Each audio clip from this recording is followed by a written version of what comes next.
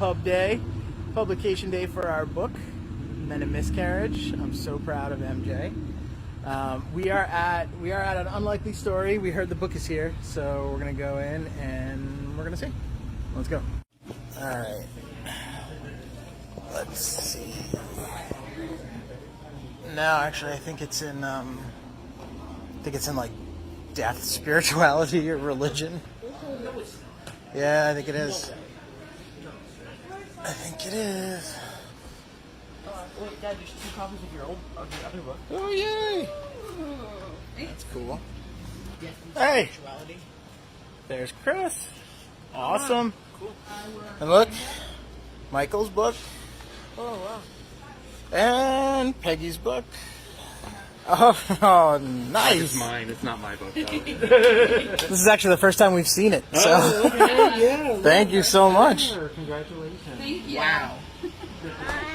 You did it. Hold it. How does it feel? Crazy. What do you think, Tommy? Something you wrote is in a bookstore. I know. It's wild. What do you guys think? It's cool. It's honestly amazing. I'm afraid to look at it. I'm afraid I'm going to find things I hate. That's a very... Yeah, don't look at it. Of course, right. Spoken like a true writer. Oh, I feel you. That perfection angle, right? Yep.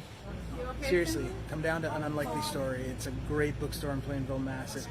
And grab a copy. And if there's no copy here, tell them to get more. I hope this book helps a lot of people. It was hard to write, but it was worth it. And MJ, she kicked ass. I mean, she's amazing. She's not a writer, but she did this book. So I hope you like it. Thank you so much for all the support. Cheers. Cheers to that. That was great. Absolutely. Great introduction. But we're not going to bring him on just quite yet. Nah, This, make them sweat. this should make me laugh really, really hard. Guys, he literally switched shoes with me because it's raining right now. He's about to run to his car. Are you ready? I'm not messing up those shoes, bro. Good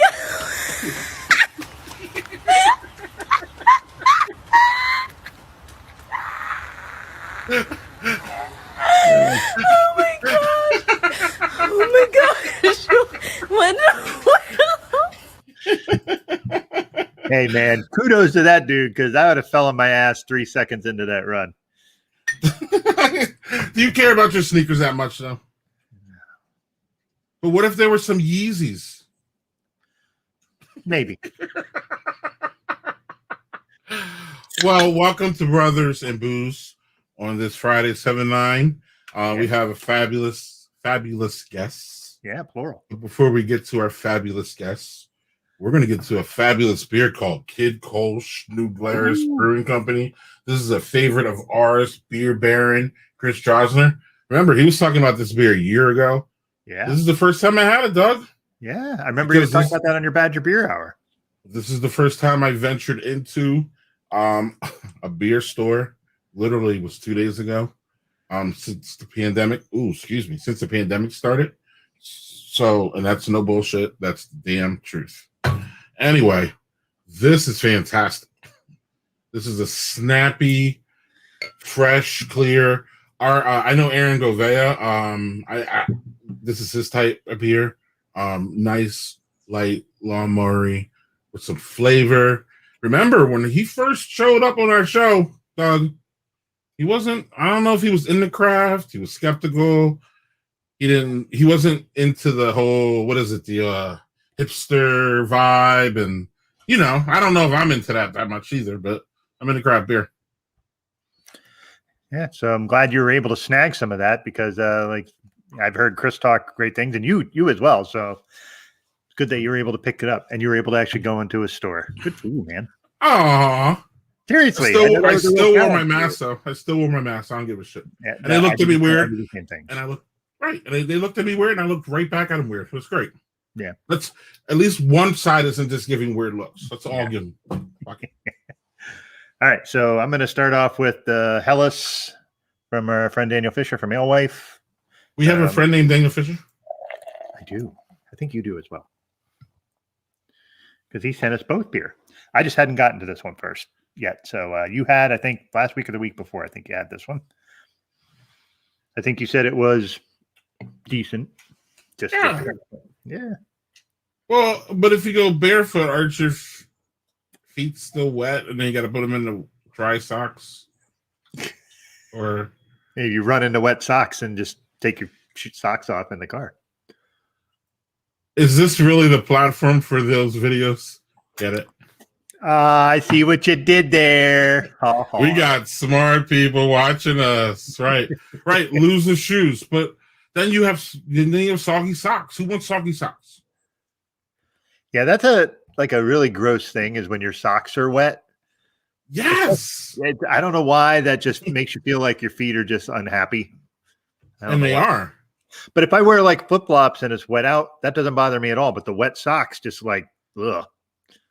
It's horrifying. Mm-hmm. Really, really bad. So, Doug, it's time. It's time to. We got some more videos too, but we're gonna wait for our guests because I want them to see them. We have some fun ass videos. You even sent me one that I would love to use, but we were just backed up with videos this week. Really, Manny is here. Oh boy. Also, before we bring our guests on, I don't know if you saw that I posted something on Manny's thing with where I was at an ice cream place and one of the toppings was Lucky Charm marshmallows. Oh, He was like, "Yeah." I couldn't resist. So, yeah. yes. So, how is the house? It's good for the style. Helles is not a beer that I generally go after. I'd much rather have a Kolsch than a Helles, but this is right what the style is. It's nothing fancy, but it's on point. It's okay. Yeah, man. These beers, Kolsch's, and these light, wonderfully tasting lagers and ales, yeah, they're not good for me. They go down way too fast, way too good, and I try to moderate my drinking. So there's that. Doug, Sure. would you like to do the introduction because I'll probably fuck it up. You won't fuck it up. I might. But I'll try. How about that? So tonight There you we're lucky enough to have our friends Aaron and MJ Gouveia to come on and talk about their book, Men and Miscarriage. I cannot remember the rest of the title, but it's a topic we have never discussed on this show, and it's something we should. And we don't talk about enough in society, and I'm really grateful we were able to have them on to talk about it. So Yeah. it is a dad's guide to grief, relationships, and healing after loss. Amen. So, and that is something that we don't talk about miscarriage in general enough and how people Never. deal with it. But with men, especially, it's even less. And yeah, it'll be great to have them on to discuss their process and all that stuff. So let's bring them on. Yeah, and as I like to say, in my opinion, generally women are smarter in this area.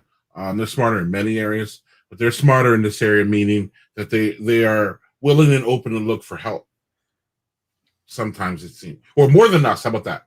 I We're think they have more emotional intelligence in general. So Right. I think that's where it comes. So they're going to go to talk to someone, and we're just going to be like, We're going to be like, idiots. well, yeah. Let's see what Aaron says because we're right. Yeah, we're stepping on that.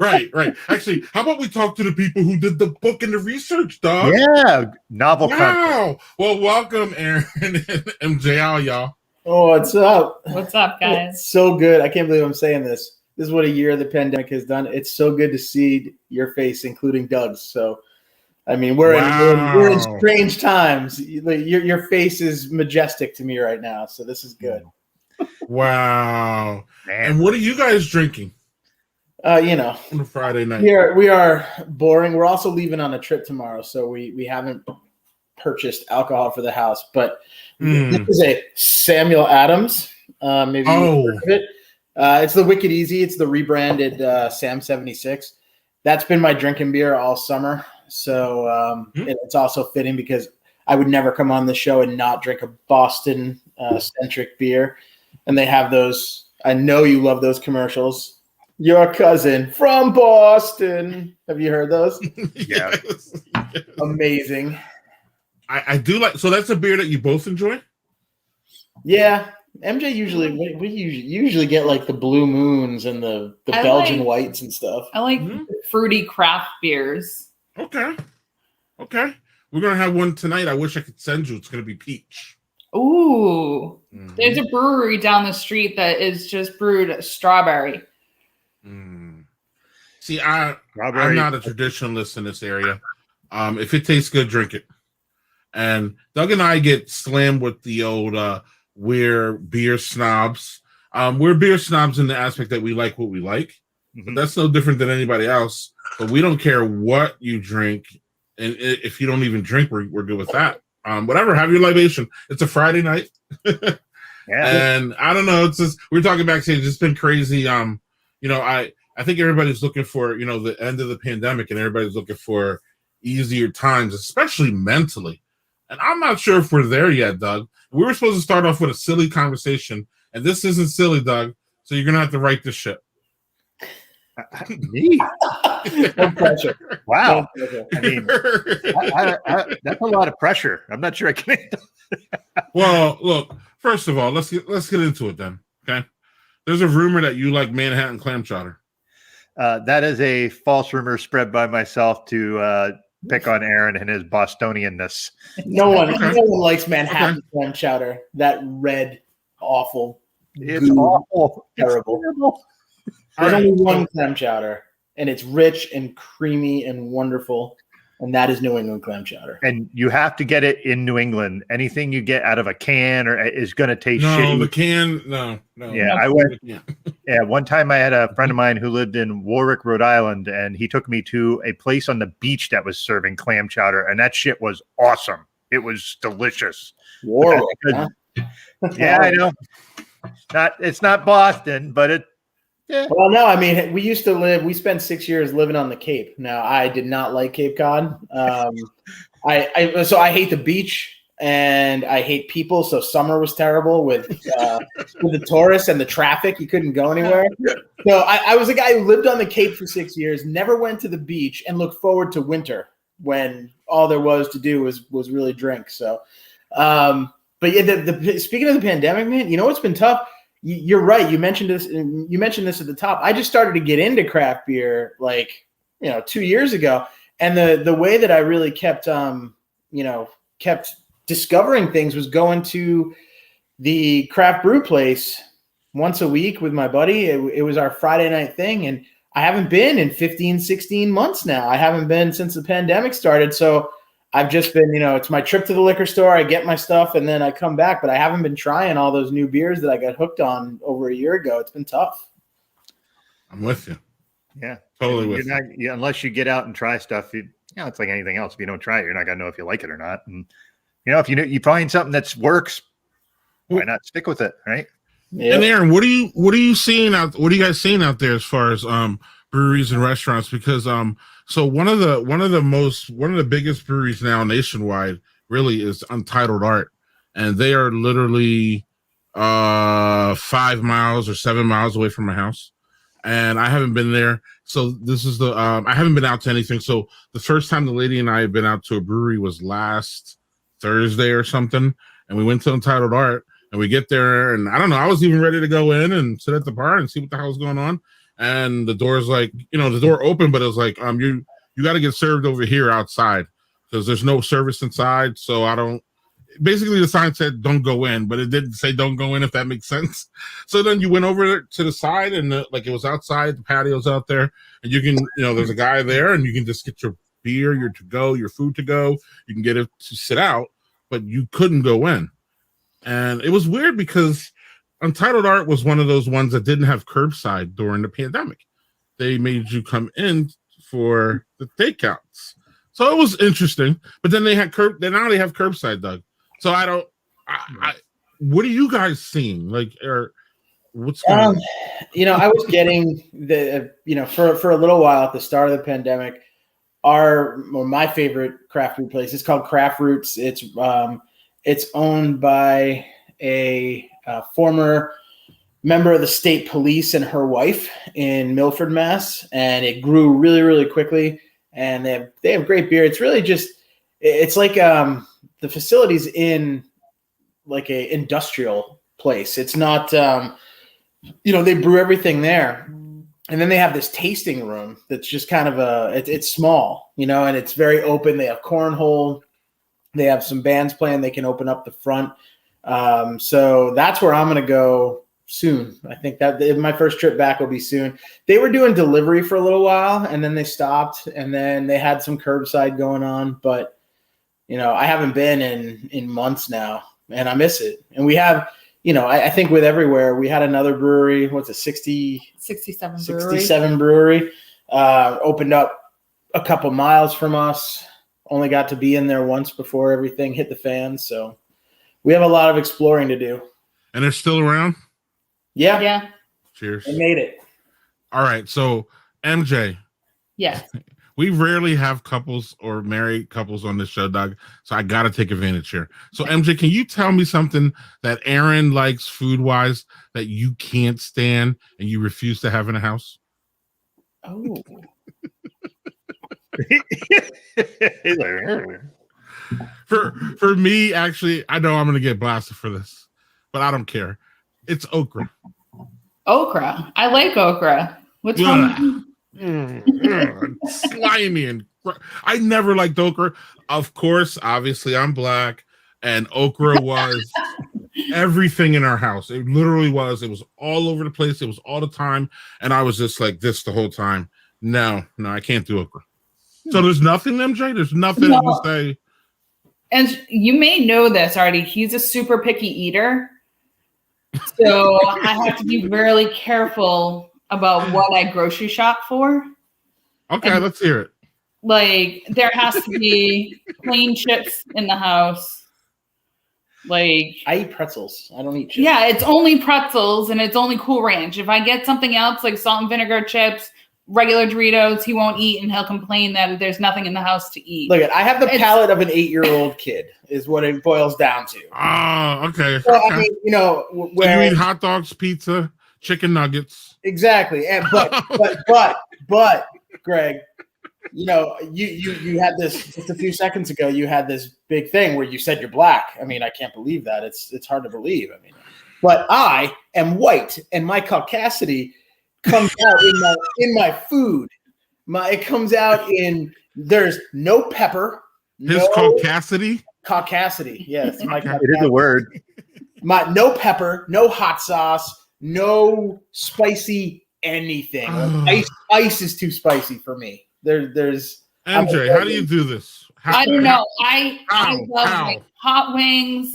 My kids put like Tabasco sauce on eggs. Oh, ketchup on eggs. Like they do all that stuff. And he wants nothing to do with it.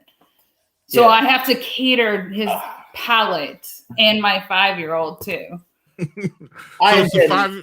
Okay, so it's the father and the 5-year-old. Everybody else is down with the eats. Yes. I'm getting beat up. I'm getting beat up in the comments here. All right. Yeah, it is true. I do not like bacon and I don't like coffee. If you want to add Star Wars to that, I don't like Star Wars either. Those are the 3 things that get me hated. I hate mayo. No. Microwave ice cream. Who is this wonderful person? I do microwave my ice cream. So I do not like rock hard cold ice cream. So if that comes out of the freezer, I'm nuking that for 8 seconds and then I'm eating my ice cream. Okay. Well, that's just softening it up. That's not like you're microwaving it till it's milk. That's okay. Yeah, exactly. No, it's people okay. get upset about this. No, stuff. It's not okay. Right. Aaron, I'm Thank actually you, coming to your MJ. defense a little here, so I want that noted next time you give me shit for my bad sports teams. Who is this? I think that's Vernon Gibbs. No, yeah, it's Vernon. In this interview now, Vernon. Yes. Okay, so that means I'm going to ask a question. And what condiments are you okay with then, Aaron? Because do you just eat your burgers and hot dogs plain? Do you? He's a ketchup guy. Wow. Sometimes I get a little wild. I'll put ketchup on it. I'll put ketchup on a hot dog? On a hot dog or a burger. Sometimes I'll put ketchup on. I also will eat ranch. I like ranch. But nothing else. No mustard, no mayo, no guacamole. No relish. Like all that Look at Em's like, what are you talking about? I don't like pickles. I don't nothing. This is great. So by the way, I will defend you on the ketchup on hot dogs. That is delicious. So yes. So MJ, where MJ likes to give me crap, there's this. Now I'm not a big wings guy, but there is this place in our hometown called Wendell's, and they are regionally famous for their wings. This place hasn't been updated since like 1971. It has maybe 2 fryers, I think. It is. It's only 2 fry later. And it's all cash. Like it's a legit hole in the wall. And people come from all over to have these wings. And all my friends love it, and MJ loves it. So I inevitably get dragged there. The worst part is how you have to order these wings. So there's like spicy and suicidals. Sissies, which you're and I have to when I order, everyone goes and then they leave me for last, and I'm like, I'll have the boneless sissies, please.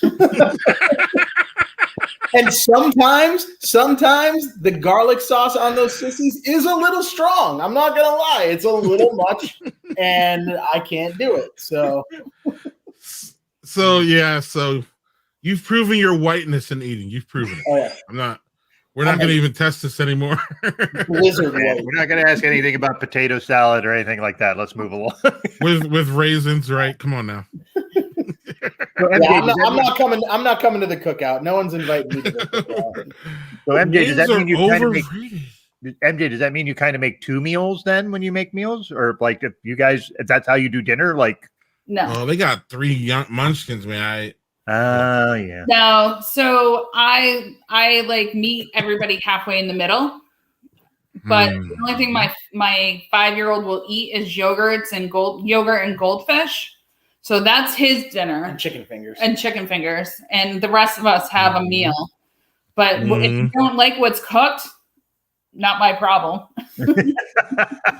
So then how do you and your husband go out to like a fine dining establishment? How does that work? Like, I don't even look at that.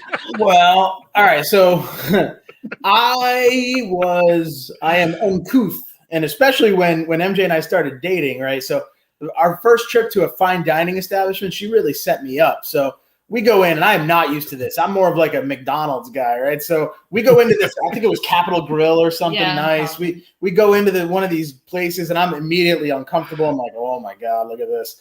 And so they come over, they're like, would you like some wine? And she looks at me like, and I'm like, she's like, can you order a bottle of wine? And I'm like, oh God. So I'm going down this list, which is like 5 pages long. I don't know what the hell I'm looking at. And so I'm just like, yeah, this one looks good. Just point to randomly. So he comes back over a few minutes later, and he's got, the bottle, and he's making this big show of it, and he's opening it up. And he takes out the cork, and this asshole puts it down right in front of me. He puts it down, and he looks at me. And I look at him, and he looks at me, and I'm like, I don't want this. And he's like, and she doesn't say anything. She is just making me look like an asshole and laughing at me. Well, he's like, sir, you sniff the cork. I'm like, I'm not a cork sniffer. I don't know what you're talking about. Finally, like, you sniff it to see if you like the scent. And I'm like, what? So I take it. I'm like, yeah, looks good. So then he pours me a little bit, and again, just looks at me. And I look at him, and I'm like, can I have some more? And he taste it and see if it's okay first. I'm like, this is all stupid. Like, all of this is dumb. I didn't know there were rules for drinking my drink at a nice restaurant. So, no, we don't go out that much is the short answer. Maybe that's their superstition. Yeah, well, if it helps the Patriots win and it's a superstition, or it helps my golf game, I'll give it a chance. But there was no indication of that. Oh, we haven't even talked about the golf game. We'll get to that later. And the neighbor. So we'll do that later. Man oh day. Sorry. So, yeah. we have some issues with food. Calling it a cork sniffer just threw me for a minute. Sorry. After that. I thought you might like that. Yeah, that was good. All right, so I'm gonna grab a second because I'm still verklempt. Doug, you're going. I got a clip on an airplane. You're going on an airplane soon, aren't you? Yes, I am. Okay. That's all you. All right, second one. Fifth Hammer Marble Slice Imperial Stout with chocolate and peanut butter. That's your second one? Yes. An Imperial Stout. Mm-hmm. You know how I roll. Make sure you sniff it. Make sure you sniff it first. Okay. Right. The There's lovely etiquette here, Doug. Okay. There's etiquette involved here, Doug. I'm having my second Kolsch. I had 2 of them. They go down way too quick. Yeah. Dirty glasses. Oh, look at the sexy glass, even though it's dirty. Yep. Sexy glass. Peanut butter and chocolate. Nice blend on the schnoz. Really smells good.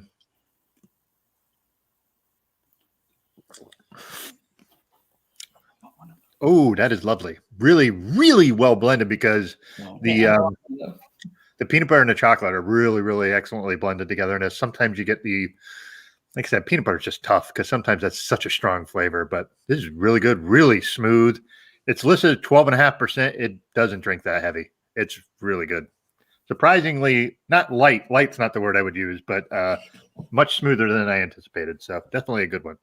Cheers. Cheers.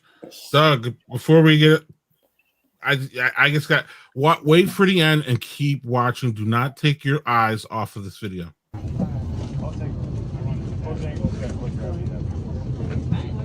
Sometimes there's some that are like, you're like, it is good. I know Aaron loves air tubes, so we're gonna definitely get his response to this one. I know he does. I wonder how much anxiety he has right now. Wait till the end, though. Seriously.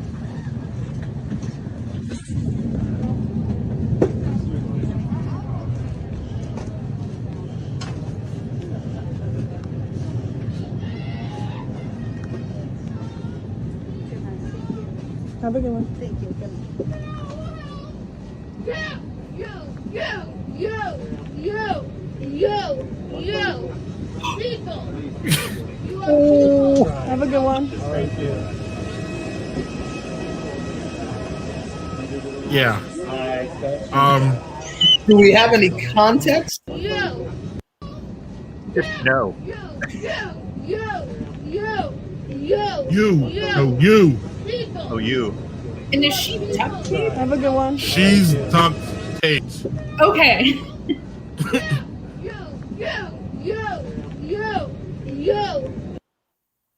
That's.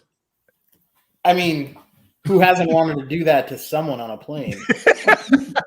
Usually someone very small and very loud. What do you have to do to get the duct tape? Yeah. That's all I want to know. Like what That looked like a Karen violation of some sort. Yeah, but a big one though. I have to duct tape you? Yeah, they didn't have anybody. They didn't have anybody sitting with them, like making sure they sat still. They just like fuck this, and duct tape them into the Right. Just wear the mask. Was that was that it? Like, I don't know. We've been talking about this the last couple weeks, months, and last 2 weeks ago, the FCC came out and said that it was 600% uptick of people going crazy on planes. Yep. And this is another reason why I'm saying we are all going through. We are all has like mental something from this pandemic. It may be small and you're managing it. It may be big and you're not managing it. It may be big and you're trying to manage it. I just think this spills over to an already stressful place because, Aaron, I was going to poke fun and laugh at Aaron, but if you follow Aaron on any social media or if you're friends with him personally, you will know his dislike of airplanes. And MJ, if I heard what I've heard, I couldn't imagine what your ears have heard over the years. So I think it's already a stressful place. But then when you add the fact that, just a lot of stress is going on, whether it be, the flying or the weights or the I don't know. MJ, do you have anything for this? Where are you at with this one? No, not Aaron. I mean, I'm sorry. Where are you at with this whole taping people and the uptick of people being crazy on planes? And are you ready to get back on a plane like Doug is and any of that? Oh, I'm ready to get back on a plane, just not with my husband. Okay. We flew to Ireland and I wanted to duct tape him and his mouth. Every time I go on a plane, even if it's just like a 45-minute ride, I write out a will.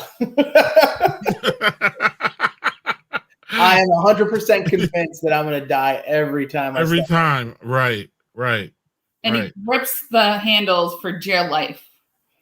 Like the chairs for dear life, like the plane's gonna crash and that's gonna save him or something.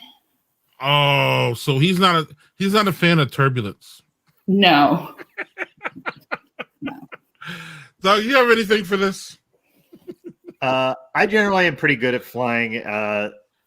I have not had a lot of bad experiences, so I'm pretty lucky in that respect.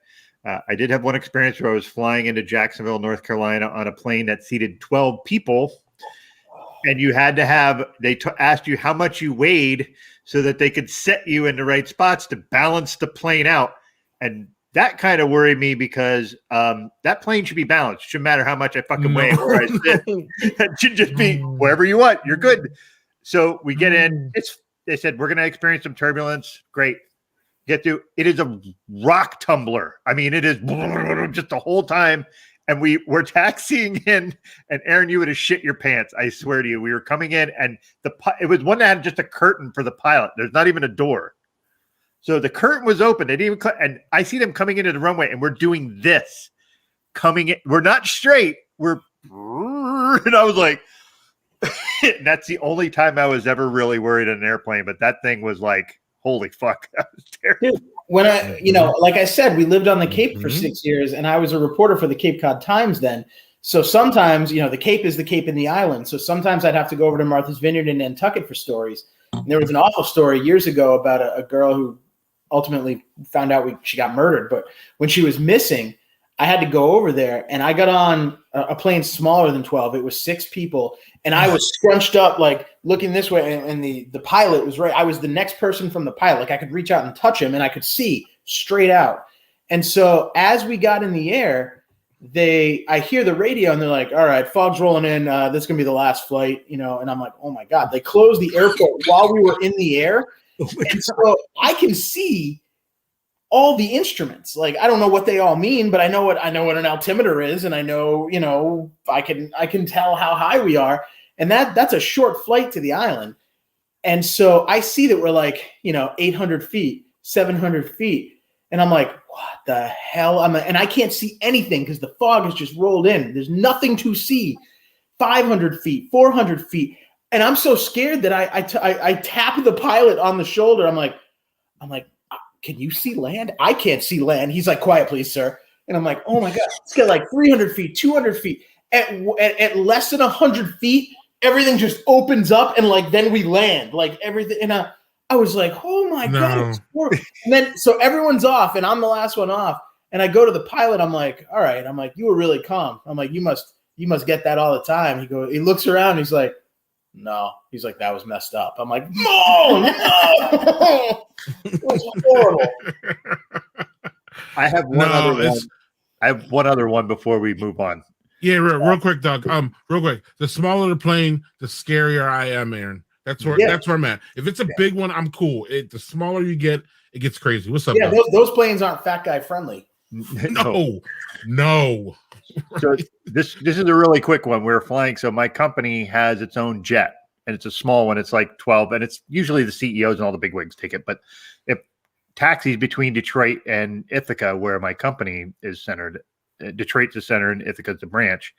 And we had to go for some big corporate meeting. So we get on this plane, and we are coming in, and we are 150 feet from the ground, and all of a sudden the plane just noses up and goes straight up into the air. And we end up like I'm looking at my phone like, what the fuck? And all of a sudden we're in Canadian airspace. Apparently some plane was coming in and they didn't see it. And we were pretty close to landing it almost simultaneously. So yeah, that was, I just remembered that when you were talking about that, Aaron, with the fog. So that one was scary, but fine. The rock tumbler was worse. Oh man. All right, great. Greg, let's give it to you. Well, now that we made everybody shit their pants. Yeah. So anyone who comments on any of our streams will be entered into a randomizer to win a copy of Men and Miscarriage: A Dad's Guide to Grief, Relationships, and Healing After Loss by MJ and Aaron Gouveia. And I said it in the right way. I said it in the right MJ and Aaron, damn it. I put it down there wrong on the banner. but I got it right saying it. So, comment if you guys have anybody who would benefit from this book, please tag them and get them to comment, and we'll get a book out to them. If you win the book and it's not your thing, give it to somebody that you think could be touched by it. Give it to a library, donate it. Do you guys have those little library things? Yeah. Yeah, I love them. And it's funny because we we use it as a troll thing now. So the lady went out and bought a couple of Little Nas X's books, and she's going to be planting them strategically in different neighborhoods. That's awesome. That's a baller move. I like it.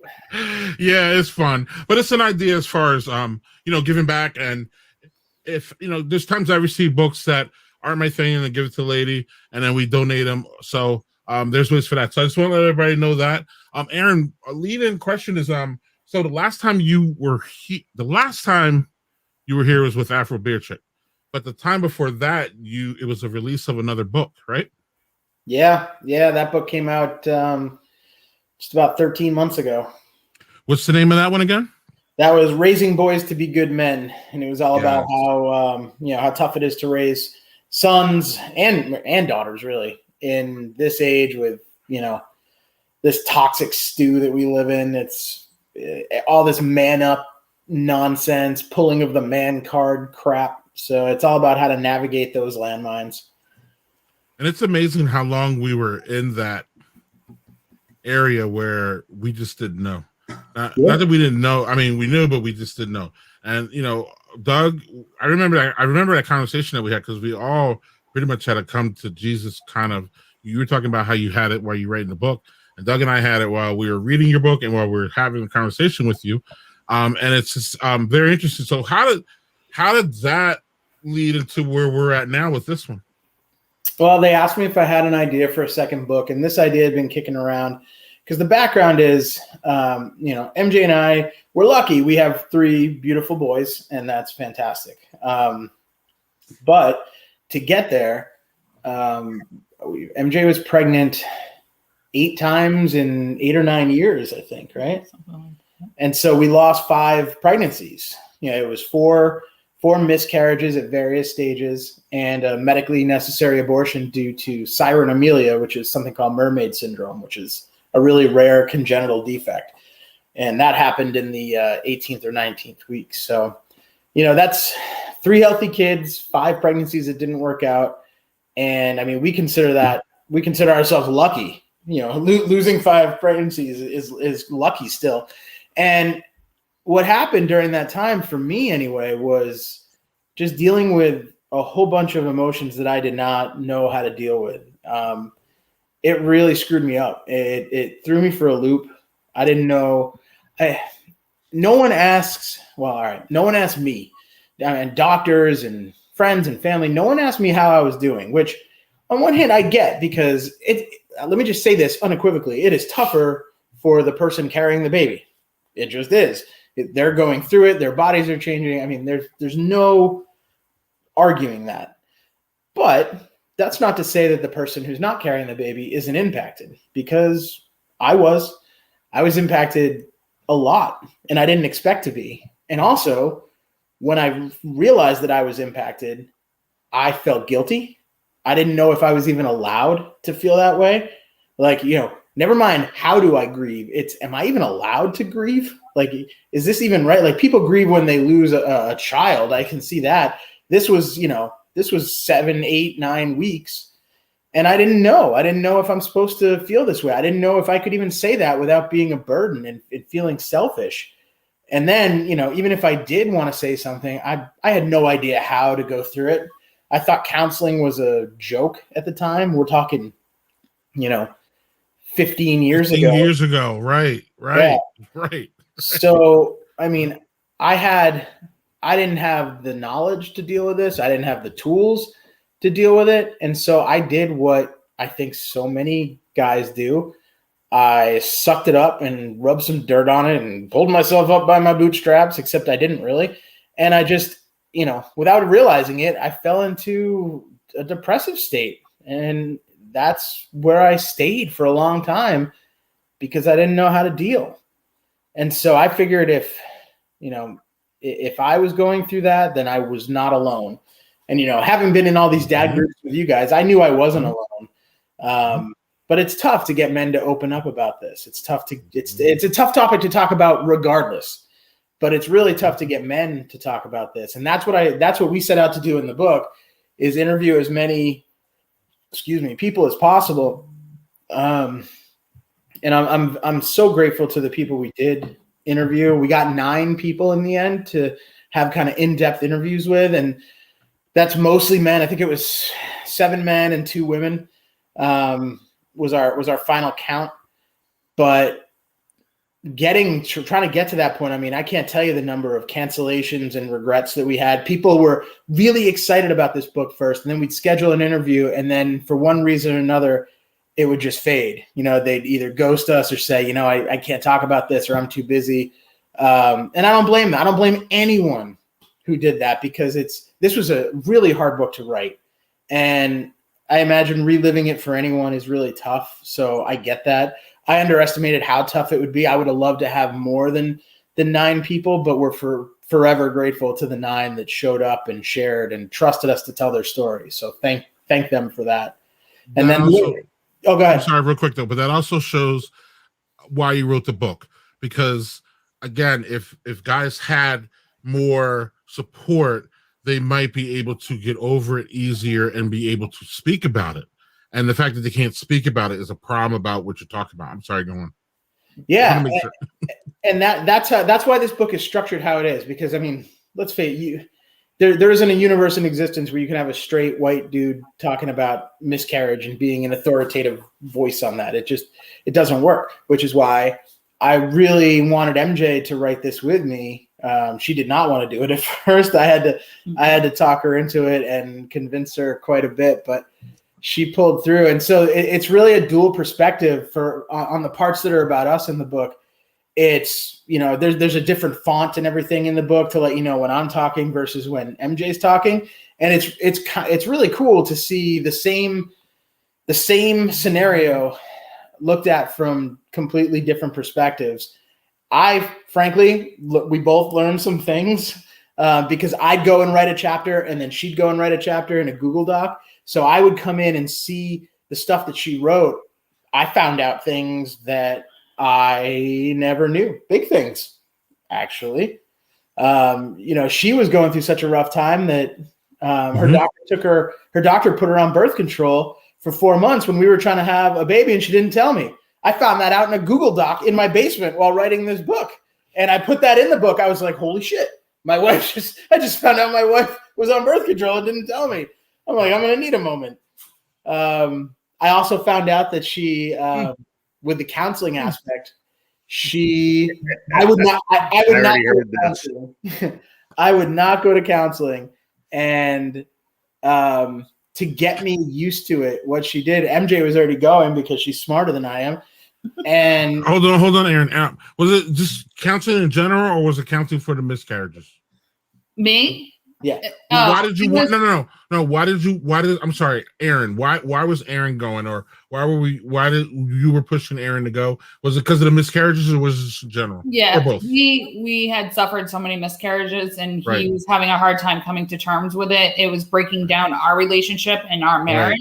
Right. And I needed his help and his support, and I wasn't getting it because he wasn't opening up to me. Right. And he didn't have any support to be able to give you support.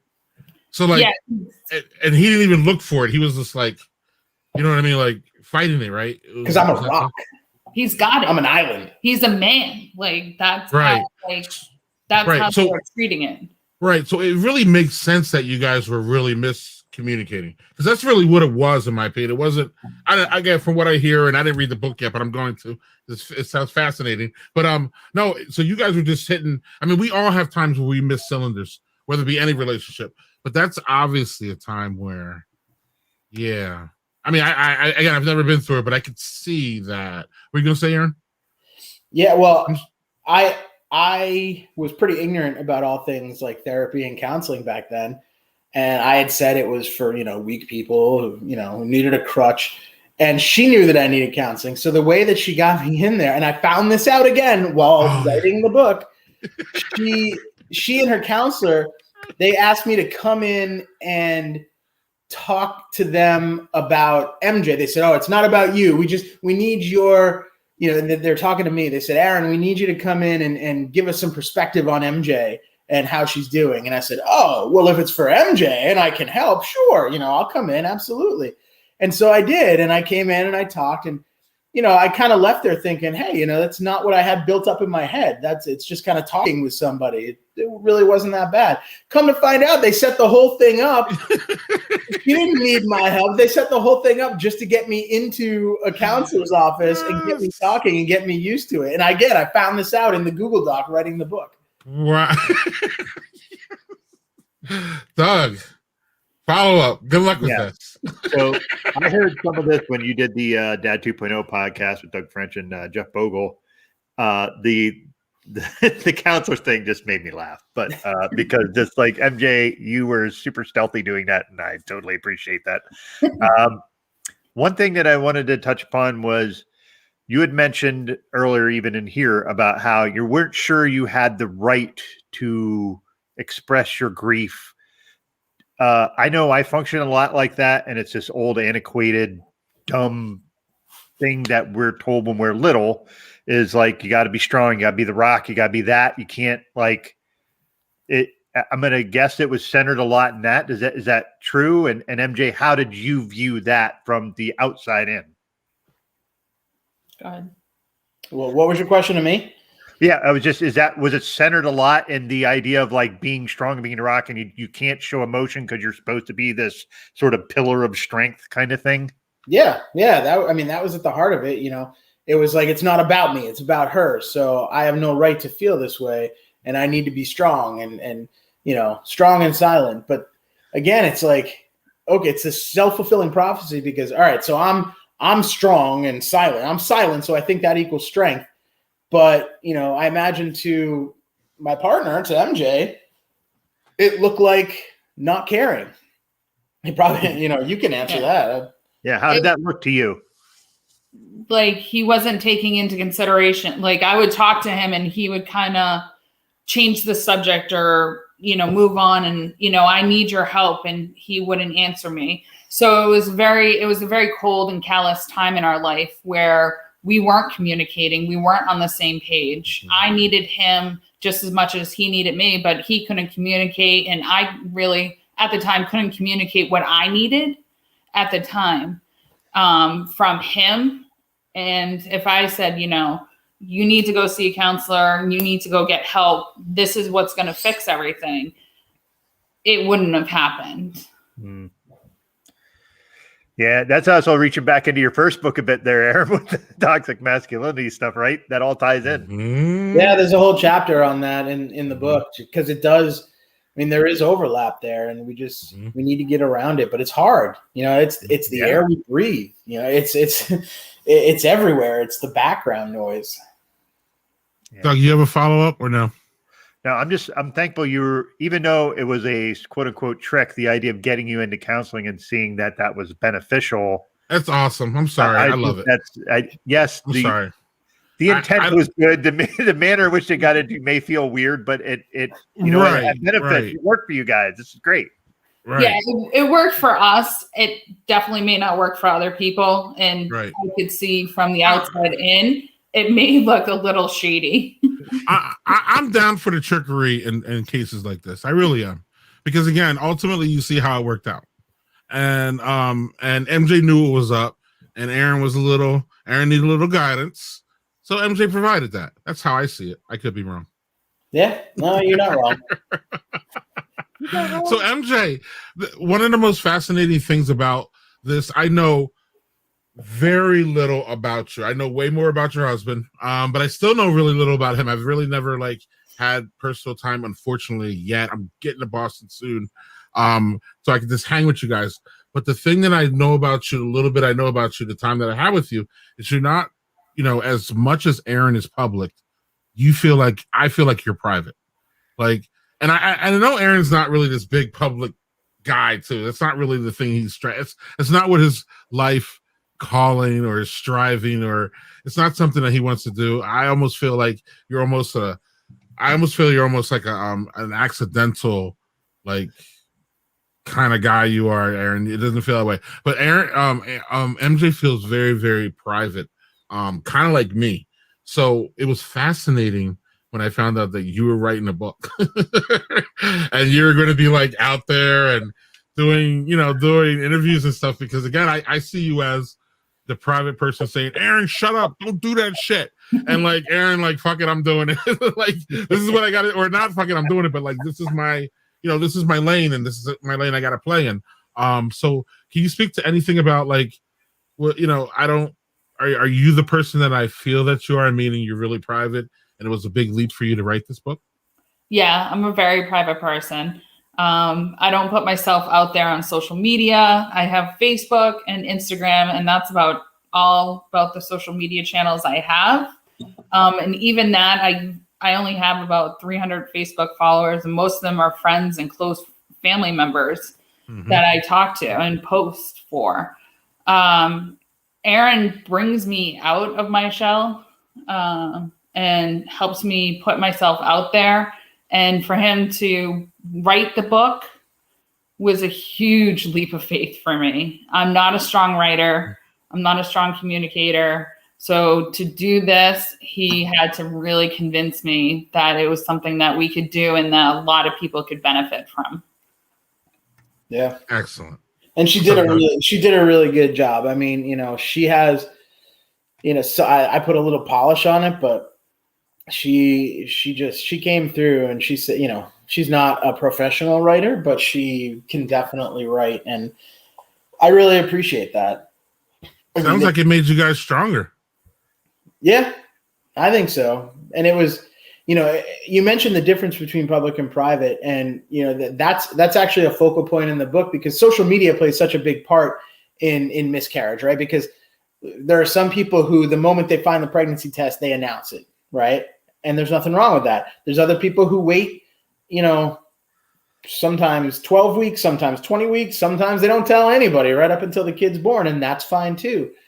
But the social media part for me, I was struggling I felt such shame, because it wasn't just miscarriage. It was also infertility that we went through too, on my part. So there was that added level of shame, and that was really tough. And because of that shame, I couldn't talk. I didn't have it in me to talk directly to MJ about everything that I was feeling. I could not bring myself to do it. But what I could do, for whatever reason, and I'll probably never understand why, but for whatever reason, I could write about it. I could remove myself, because I was a journalist, right? I could remove myself and write about it, almost like a column, and hit publish on it. And it's funny, I didn't really have a big audience back then. I was writing it in the hopes that she would read it. And that was my way of being able to communicate with her. The funny part, not funny, the ironic part is, she was so pissed off at me that I wouldn't talk to her that she didn't read anything that I wrote. She wouldn't do it. Right. I'm with you, MJ. I feel like there's a lot of fuck you on both sides that makes it work really well for you both. Right. Like we both have this level that we're at, but that works for you folks. So that's great. Like, that thing is, you find push and pull. Yeah, like you find this way to make it work, and if you can make it work, it's fucking great, even if it's a challenge. So good for you guys. And that's something, the guys, a lot of the guys we interviewed, they found solace in that. A lot of them wrote about it in some form or chronicled it in some form, and they ended up helping people. And that was huge for me. When I started putting this out there, one of the unexpected benefits was people connected with it, and they were like, thank you for sharing. It made me feel less alone. And so then you start to get this sense of purpose that comes along with it. And that's what helped me anyway, immensely, to get through this and eventually go to counseling and be able to talk to MJ directly and get my proverbial shit together. That's no small thing. And it's not for everyone. Not everyone's going to be out there, writing columns for newspapers and blogs and whatever. But if you can, because guys are fixers. And that was another big theme that came in. Guys wanted to fix the problem. They didn't want to deal with the problem. They wanted to fix it. So when they, even when the guys that went to support groups, there would be time when the men and the women would go their separate ways and into their own little support groups. And the women would have these revelatory emotional experiences, and they'd gush and they'd cry and they'd hug. And it was this big cathartic thing. And then, the guy who described this to me said, my wife was telling me all about this unbelievable experience and how it was life-changing. And she said, so it was that way for you too, right? And he just kind of laughed. He said, nah. He said, we kind of just sat around. Most of us blamed the doctors for doing, the doctors must have been doing something wrong. He compared it to looking under the hood and picking at the engine and kicking the tires and just trying to find the fault. Instead of dealing with the pain and the discomfort, they just wanted to guess at what was wrong, try and diagnose it so that it could have some kind of fix. Yeah. So there is one thing I wanted to ask about was, again, I'm going to refer to the podcast. MJ, you said that there were people that would come to you and say, is Aaron okay? Because you weren't reading his post, and this was just part of the miscommunication, and you're trying to figure it out. And did you, at that point, did you read them? And if you did, was that something you read, or you just kind of no, he's fine? Or how did you deal with that part? Knowing that he was writing something really emotional shit out there, but maybe not communicating as well to you with that stuff. Yeah. I wish I could say that I went back and read what he was writing. I never did. Maybe it was because it was too emotional for myself. But people, you're right. People would come to me and ask, is Aaron okay? And I would be like, I don't know. What did he write? And they would tell me, and I'd be like, I don't know. He seems okay. I talk to him every day. I see him every day. He's okay, but in the interim, he was blowing up social media, or he was posting on different websites and his blog and all this stuff. Yeah. It's I could see if you're a private person that maybe that would have been something you've been like, well, I'm right here.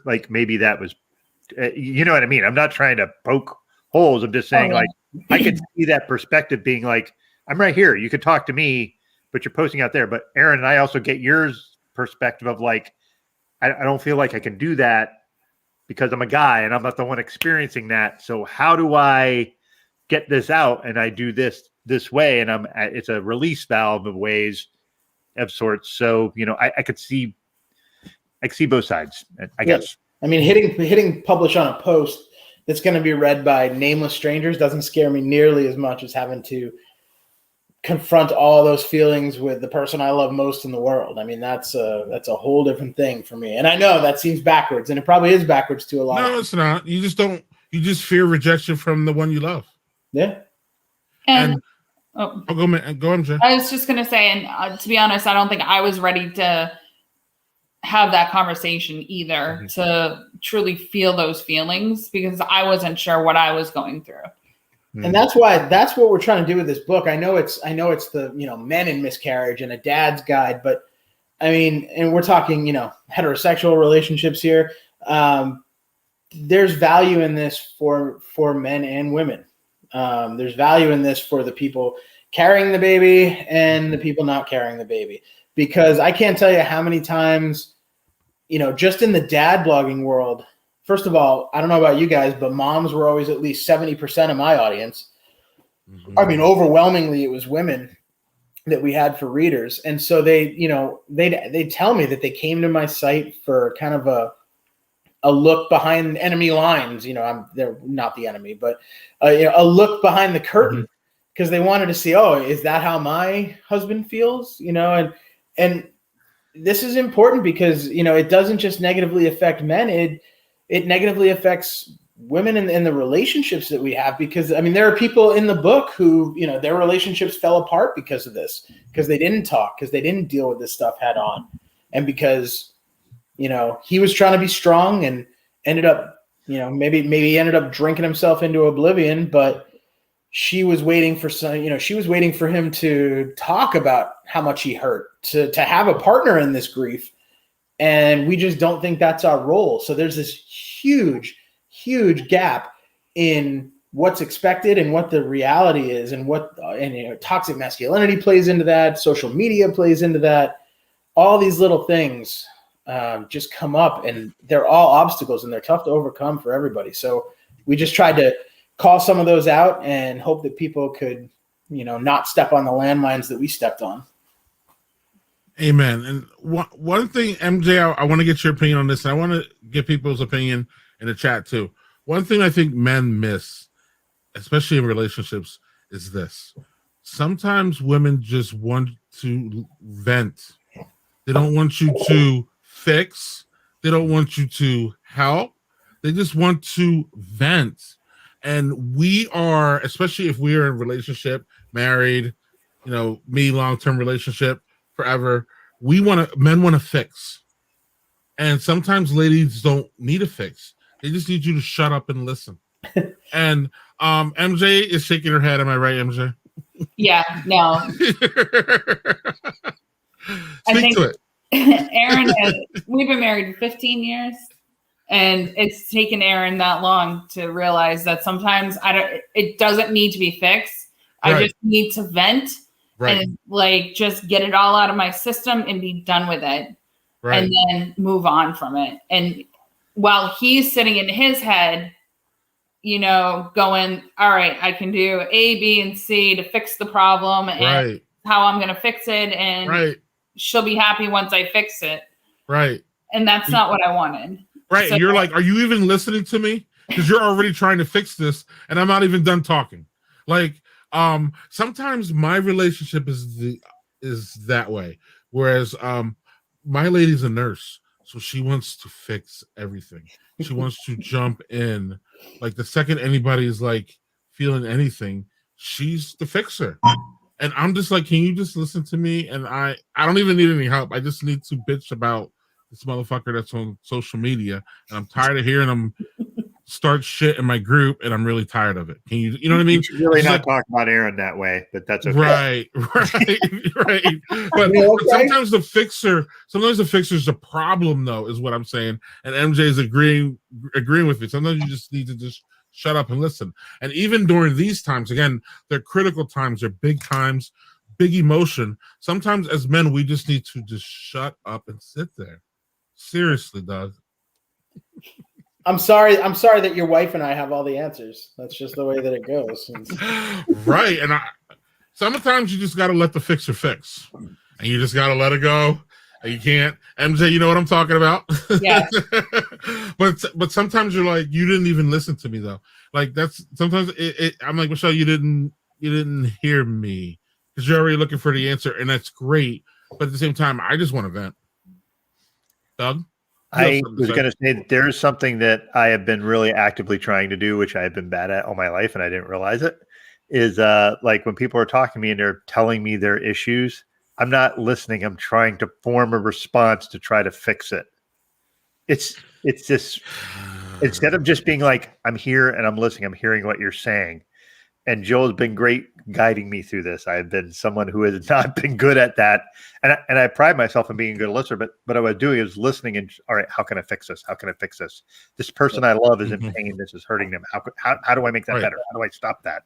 Right. Instead of just being like, all right, let me hear what you have to say.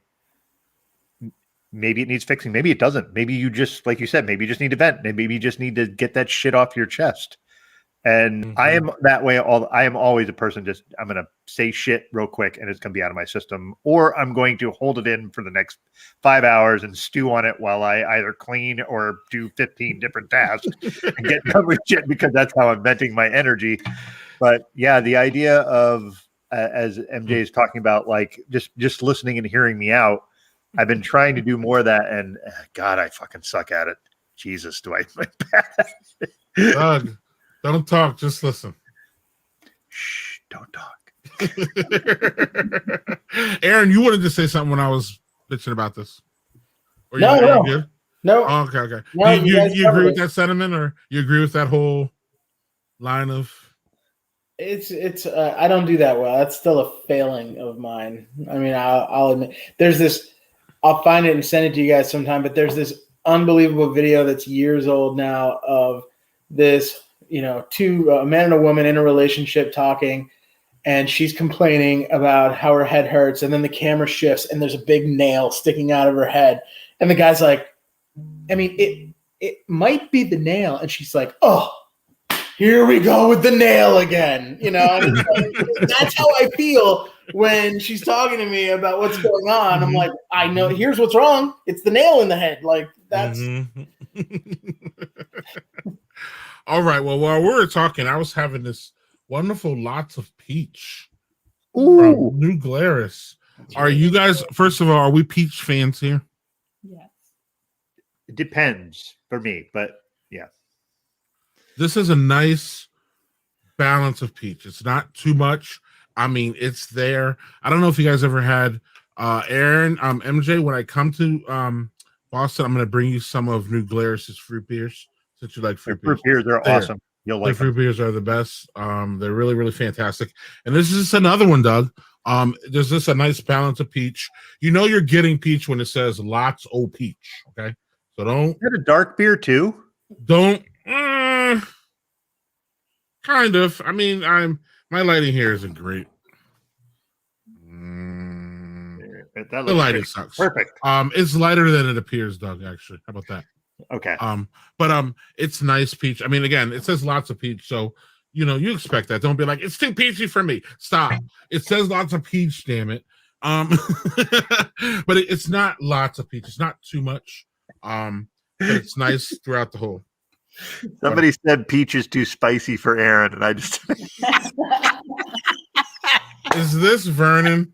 Yes. Dude, here's a good question. Vernon's out here killing me today. Vernon is killing me today. And listen, we all love Vernon, but Vernon, hold on. Vernon has not showed up on our stream for a while. I'm not calling him out or anything. I just haven't seen him. But when Aaron shows up, it seemed like Well, it's also because Vernon was one of the guys who was nice enough to be interviewed. So he is. Excellent. He is in the book, and he was exceptionally insightful and helpful. So, excellent. All right, we have to answer this question before I get to my review. What is that? What is this? Do Aaron and MJ like any of the same foods? Scallop and bacon. Ooh, scallops, yeah. So I make one exception to bacon, and that's what I was going to say. Wrapped around a delicious scallop. Whoa. What do you mean one exception? I don't like bacon. You don't like bacon. What? Yeah, no. I don't eat bacon. Or coffee. I don't. I'm sorry, MJ. Can we get MJ on another stream? What the hell is going? Can we get MJ on another stream, please? Actually, Doug, I seriously was going to tell them that they could actually go on two different screens. So then when Aaron pisses us off, we could just drop him and go with MJ for the rest of the show. All right, so Aaron, that is the most outrageous thing ever said on the stream, actually. It's fucking outrageous. I tried. No, Doug, I'm not letting you fucking move on from this real fast. Fuck that.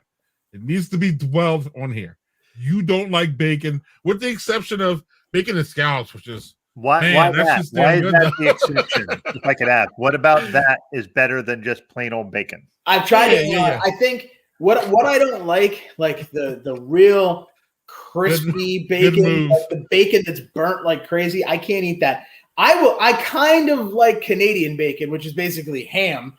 I don't. And I like this because when you wrap a bacon around the scallop, it takes in all those juices, so it makes it softer. It's the crispiness of the bacon and kind of the taste. Contrast. With coffee, you have to understand how hard I tried to like coffee. I tried lots of coffees. You are in Dunkin' Donuts territory, so the taste is just disgusting. No, I hate heaven the taste sent. of coffee. It's heaven sent. Awful.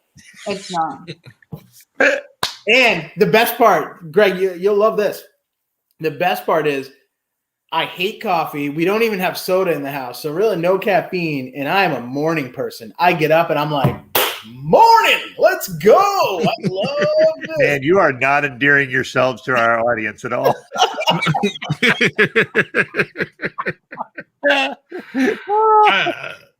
I I don't know what to tell you. And MJ, are you a morning person too? Or are right. you like, MJ is heaven sent.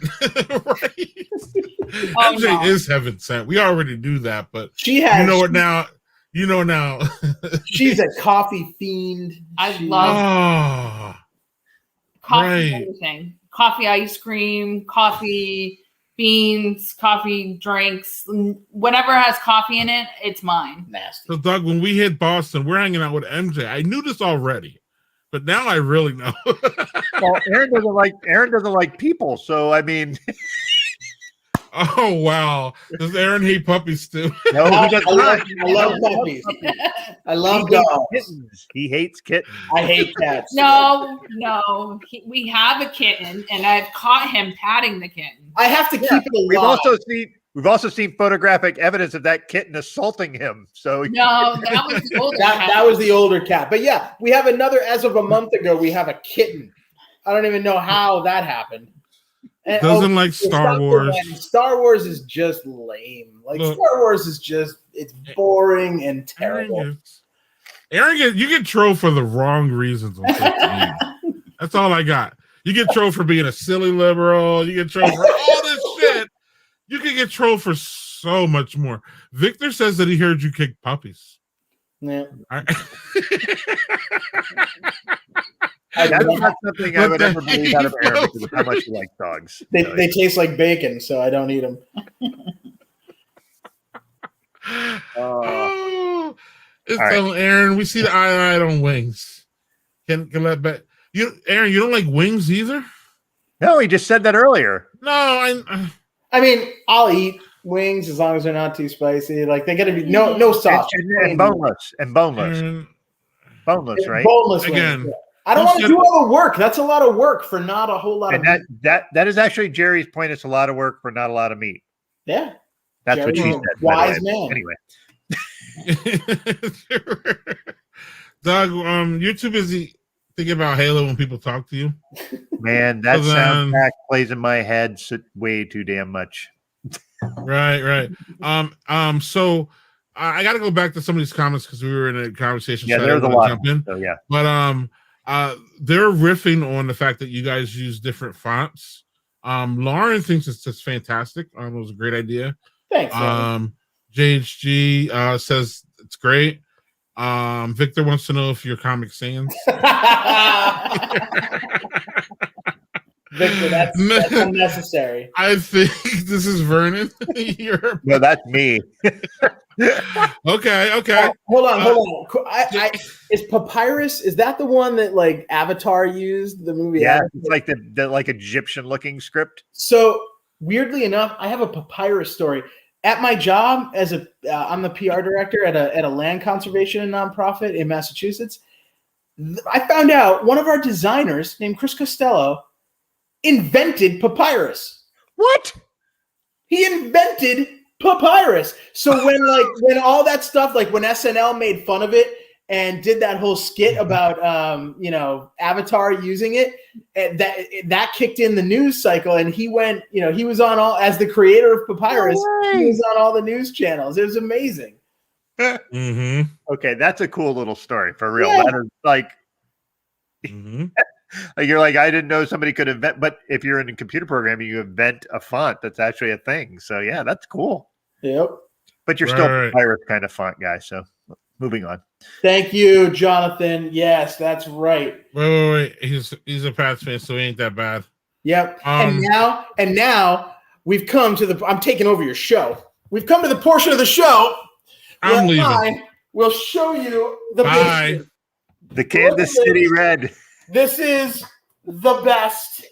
My Teddy Bruschi autographed. All Mosi Tatupu, Steve Grogan, the old Foxborough Stadium. Then we move Grogan. over here. Teddy Bruschi blow up doll, Gronk ball, Vinatieri. My basement is this is the Red Sox wall. It's unbelievable. And then the Celtics wall, we got my Larry Bird autograph, Reggie Lewis autograph. This is my happy place. We finished it during COVID, and it's just amazing. It's my favorite thing, and I'm showing you it because Doug will hate it. I will say I did love a few things of it. The idea of you have something autographed by Reggie Lewis, that's pretty rad. Yeah.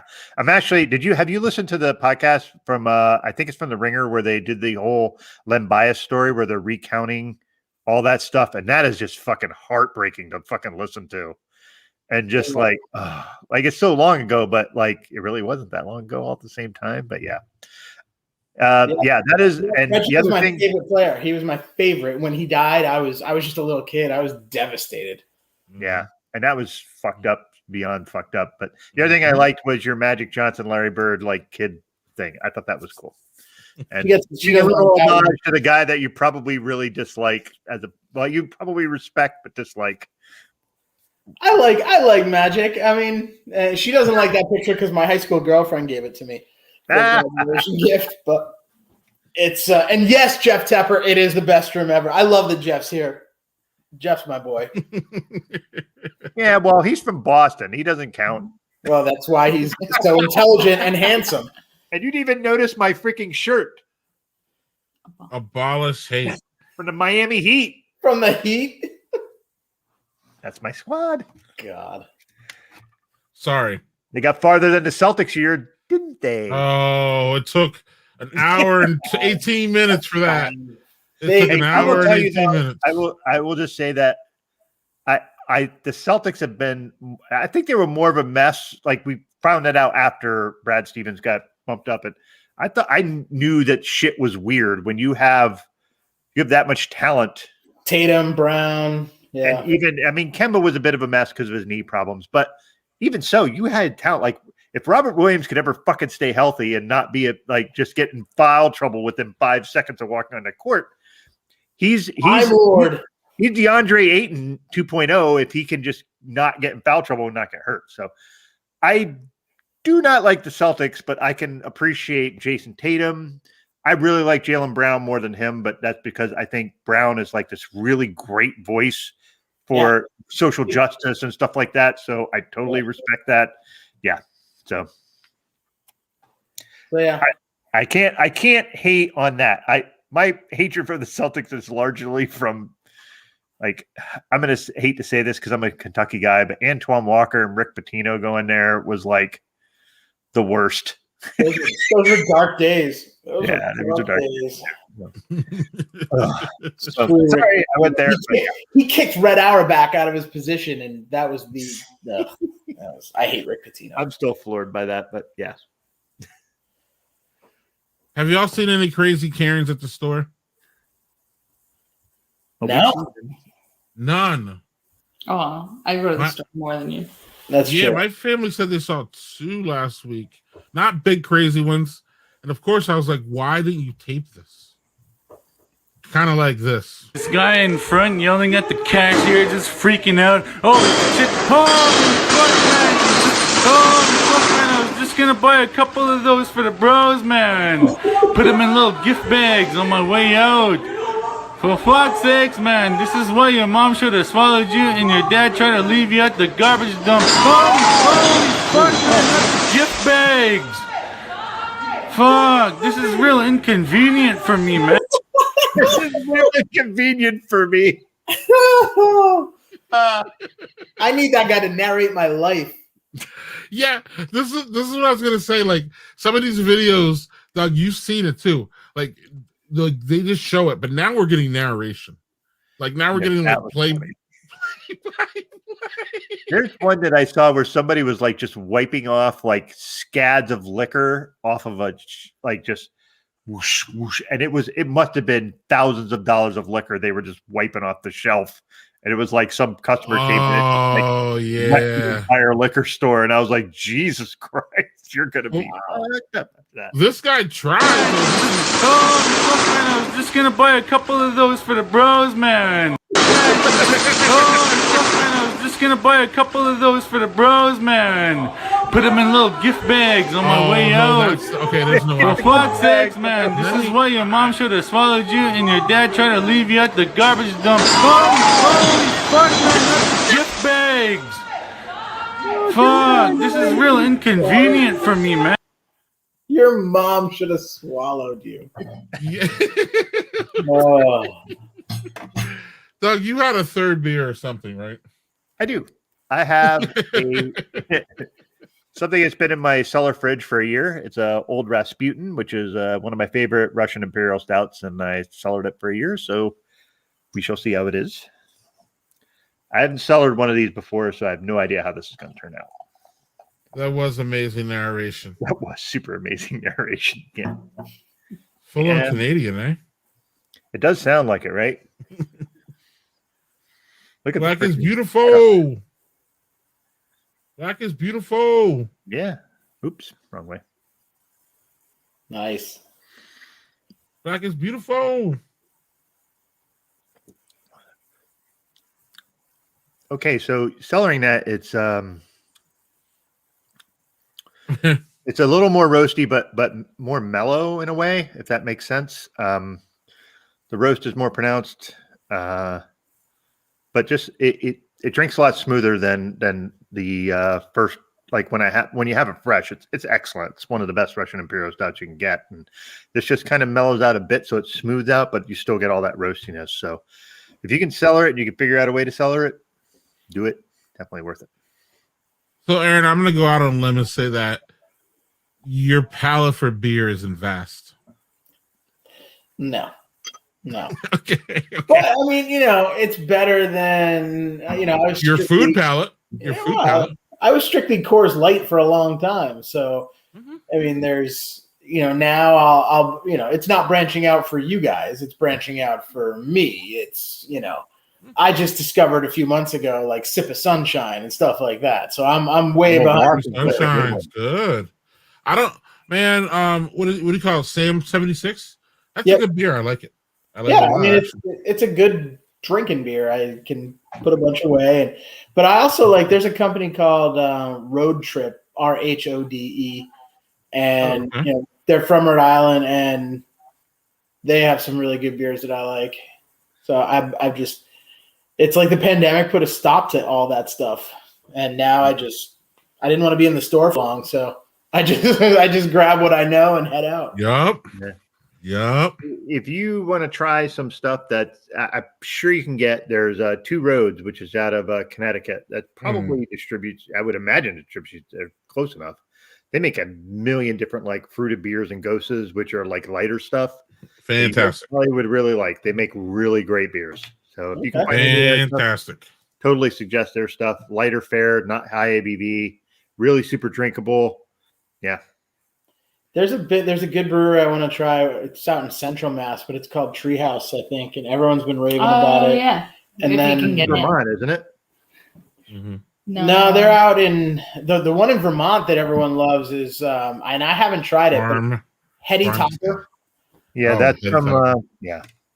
Everyone loves Heady Topper. I haven't tried it yet, but I'll get there. Yeah, Treehouse is out of Charlton, Massachusetts. Sorry. Charlton, thank you. Yes. And they have it's a beautiful setup there. We went and it was actually too busy. It was too full, and we couldn't get in then. But I mean, it's a nice layout that they have there, and we're gonna get up there sometime soon. So, any final thoughts? Normally, I wouldn't care, and I would steam ahead. But you guys are I know that you guys are leaving for a trip tomorrow, so we'll let you guys off here soon if you guys don't mind. Unless you have more to say. Hell, I'll stay here another hour. I don't care. You guys are going on a trip, and family trip. Yeah, it was a last minute trip. We got gifted a week of a timeshare that someone couldn't use. So sweet. Nice. Okay, so last question: are family vacations, are we allowed to call them vacations?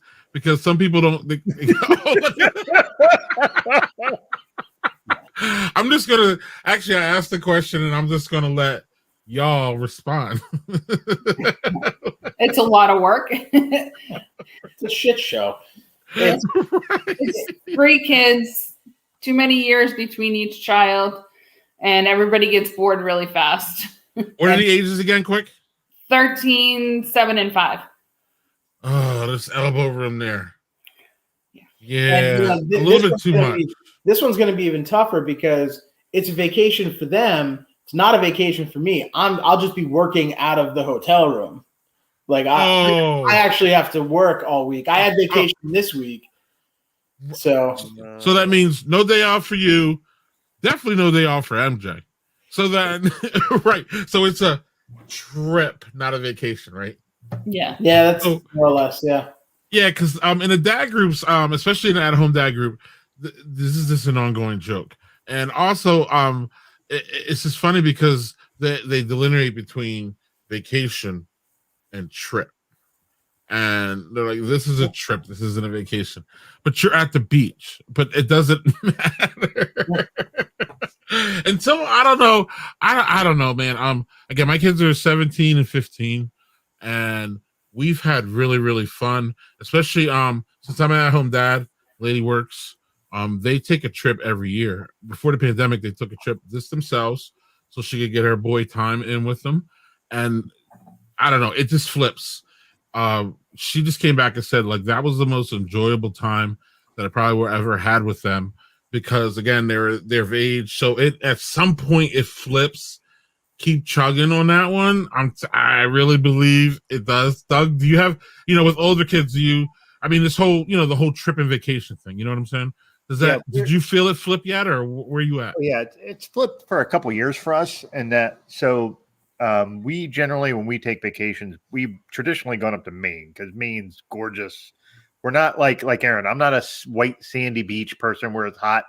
I like the rocky shit and just the weird stuff like that. And Maine is great for that. But we looked at Maine trips and everything was twice as expensive as it normally is because fucking everybody's trying to get the hell out of their house. So everything's expensive. And we found a place where we're going to go for a week here in a few weeks' time.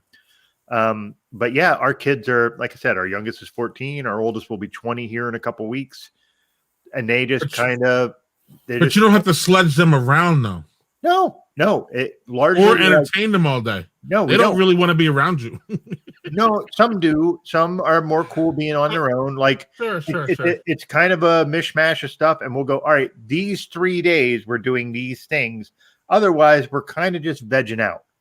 Right. And honestly, it's great because we don't like my wife and I are neither of people are like, all right, here's our agenda day. We're going to do blah, blah, blah, blah, blah. We don't do that shit. We just, all right, we have these things we want to do while we're away.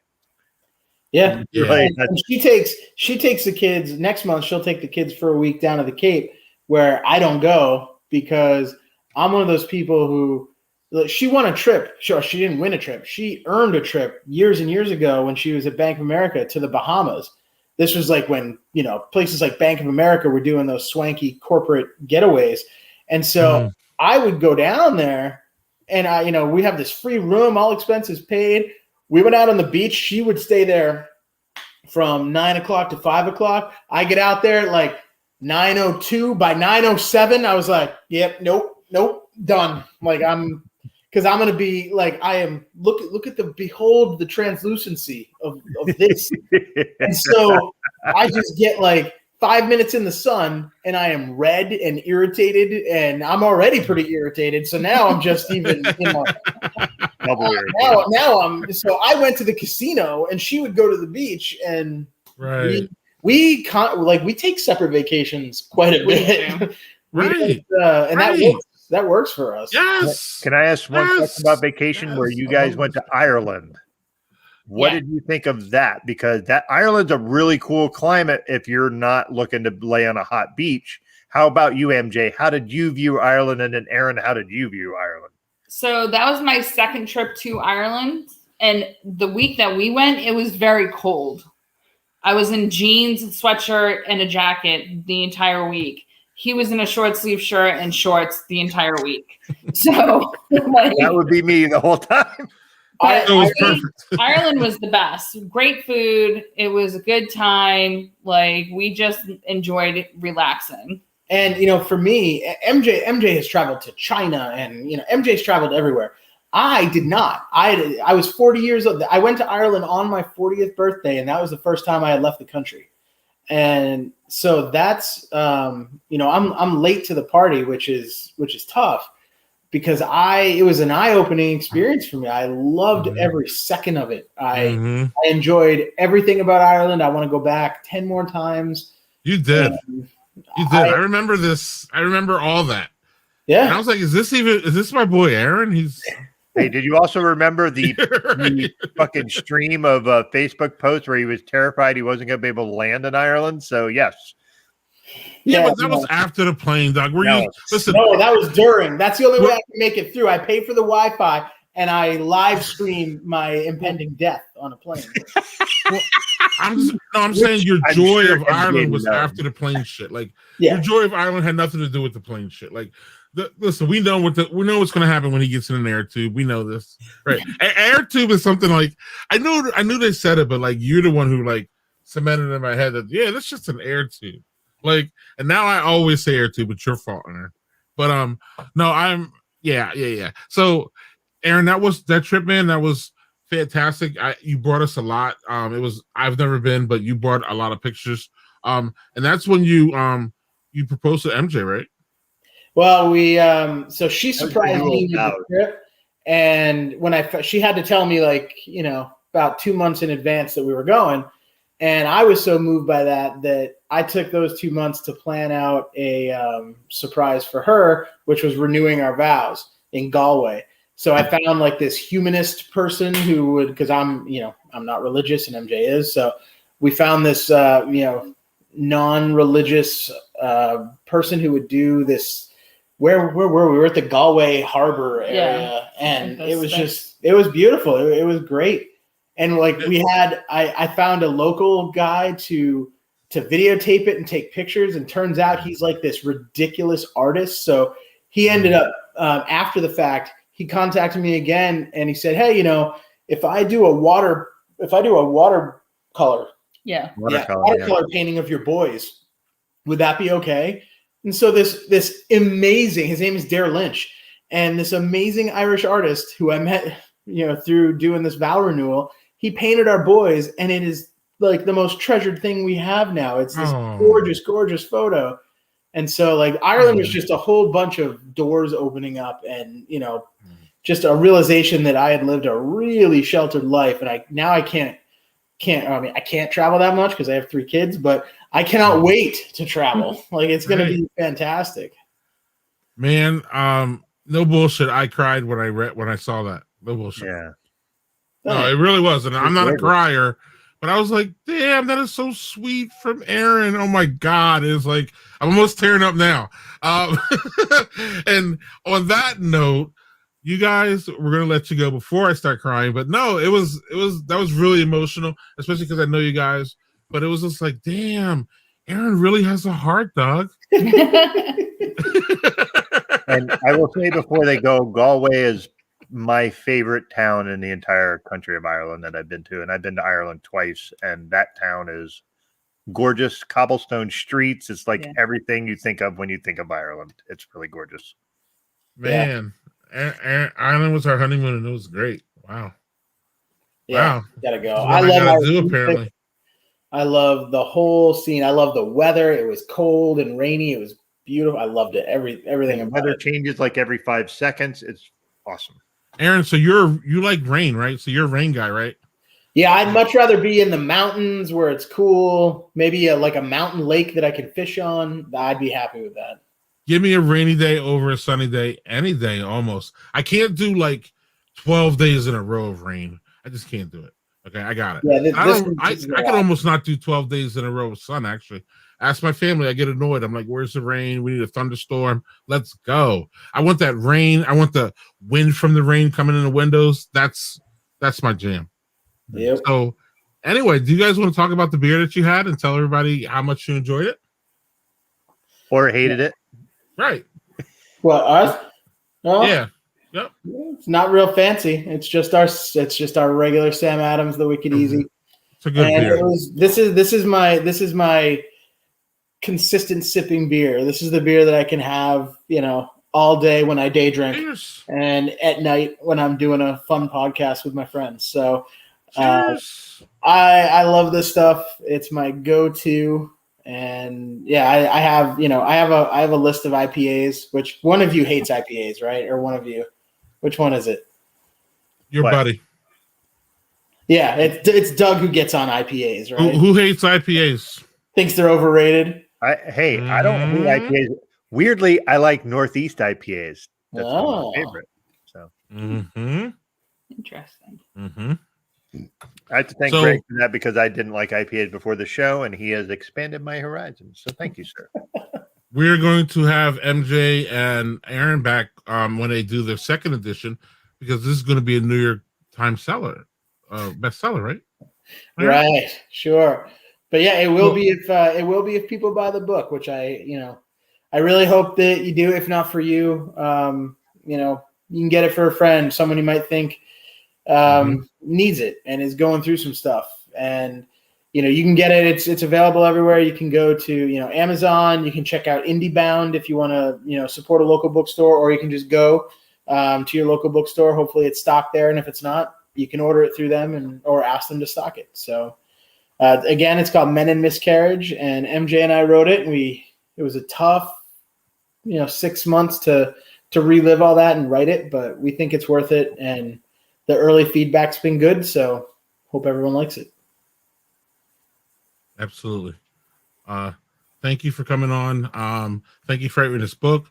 Thank you for being my friends. And thank you for just talking, because honestly, it's something that, our show is generally a lot of silliness and just sometimes having we do have some serious talks in here, but we've never discussed this. So thank you for being on and sharing your story, because it's powerful and people need to hear it. So thank you again for being on. Really appreciate it. No, thanks. Thank you. Hopefully we made Miscarriage not fun, but a little lighter. But there, Yes. and that's good. Yes. Try to reflect that in the book too. I mean, there's a few people have said that they were laughing at some stuff because mostly my idiocy, and there's a lot of it in the book. So it's always fun to chronicle your mistakes and have people laugh at you. Amen. If you guys have the time, I know you're busy. Stick around and have a beer with Doug and I. If not, good luck on your trip. Safe travels, and we'll talk to you soon. Soon. Definitely. All right, thanks again, guys. Love you. Thank you. Bye. Love you Love you both. too. Love you. Absolutely. Man, Doug. They're always Oh. awesome. So Yeah, I don't know how you follow that one up. no. Sometimes we have guests and it's just like, I don't know. It's Yeah. crazy. We're crazy. So what do you got, buddy? Let's All right. roll. So I will go with Hellas. I only had two, man. No, you had two of one, and then you had a third one. So you had Yeah, but that's not. three. Yeah. We have a good guest, man. It's like, I don't know. Yeah. Sometimes that shit gets put in the background. I mean, everybody's a good guest. Don't get me wrong, but like, oh man, sure. Yeah. All right. So Hellas, Hellas. which was a good Hellas. It's just I'm not a Hellas fan, so this was decent. Yeah, you got to do something for me with Hellas to make it really good. Yep. Yeah. My Cellared North Coast, which was good. It was smoothed out. I actually prefer a little bit more with the fresh. So that was good, but just interesting because it was a different take. And the Fifth Hammer Marble Slice was fucking excellent. The mix of the chocolate and the peanut butter was perfect. Really super drinkable, really smooth. Does not drink its ABV. So this was the winner for me. Kid Kolsch, crisp, fantastic, wonderful Kolsch. When I'm back on the road and I come your way, this would be actually one I would bring. Lots of peach. This is another one I bring. Fantastic peach, fruit, New Glarus. What else do you need to know, Doug? Yeah, I knew the only New Glarus like fruit ones, the ones that I remember is the cranberry one, and they had like a strawberry rhubarb one, I think, which was both were fucking superb. So I've never had the peach one. So Peach one is just new, man. I think it's the first time it's been out, or if it was out before, it was a long ass time ago.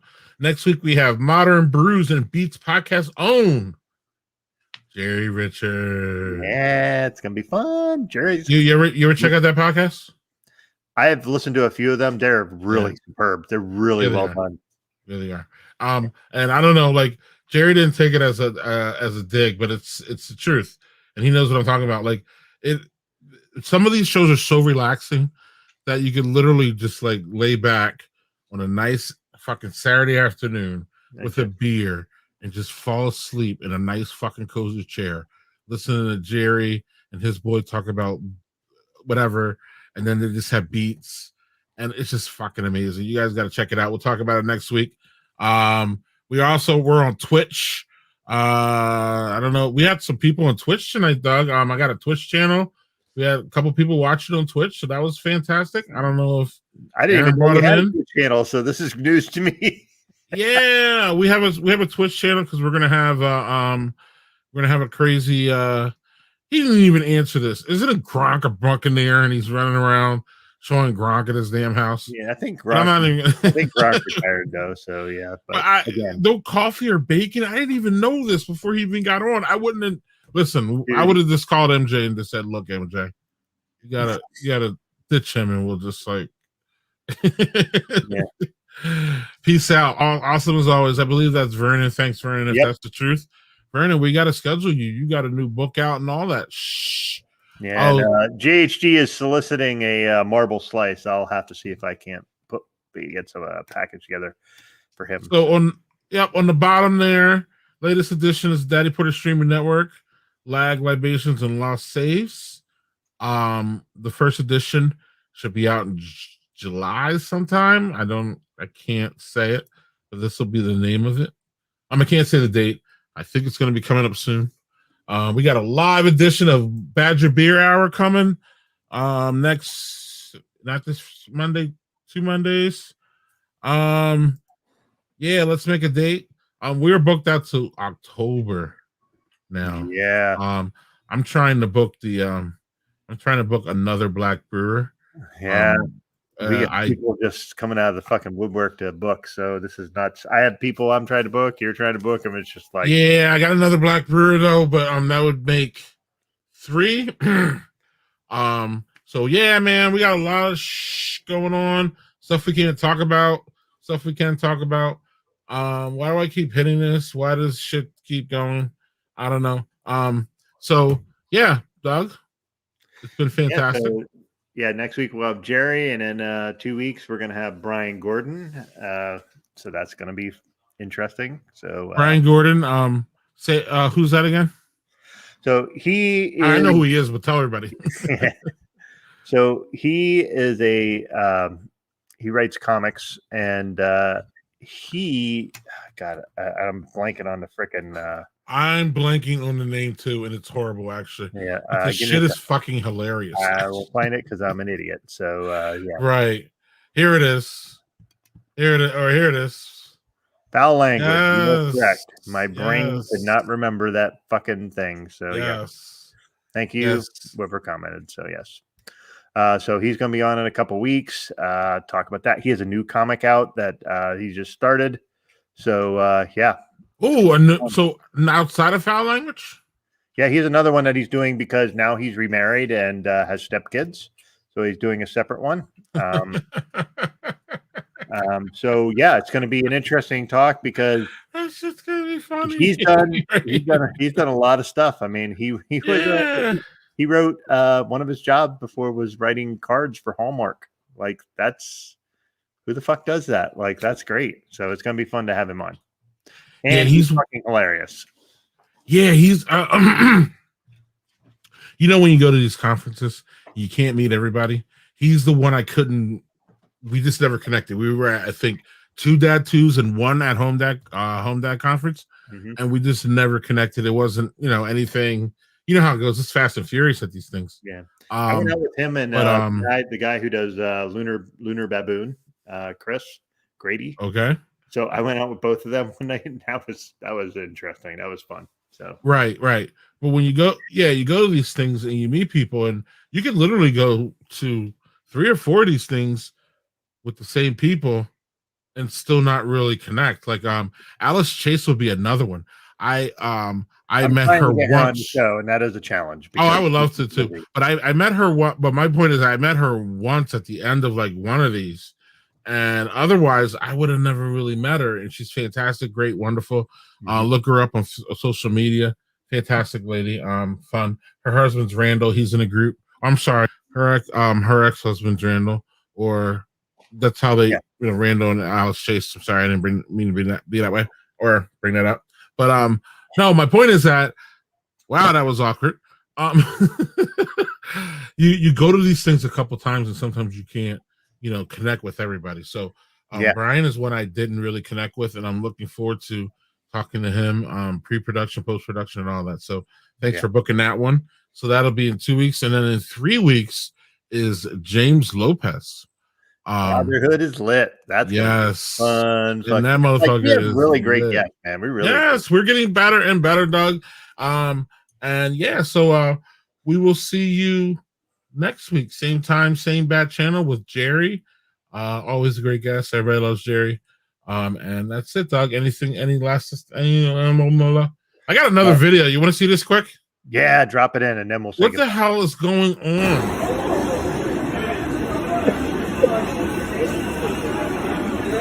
Nothing to see here. What do you mean nothing to see? Look at that shit. Look at that. Oh shit. Look at that, dog. Imagine if you were in that downstairs apartment. What the fuck, dog? Yeah. God hates Yankees fans. Come on now.